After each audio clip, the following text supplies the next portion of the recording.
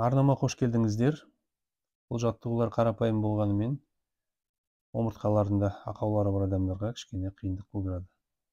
Осылай аппен асықпай жасаймыз. Ал екінші түрінде назар аударыңыз, иықты жерге тидіреміз. Бұнда асықпай жасау қажет. Екінші жаттығуымыз дәл осындай қалпымызда қаламыз да қолымызбен ары-бері, қолымыздың күшімен ары-бері айланамыз.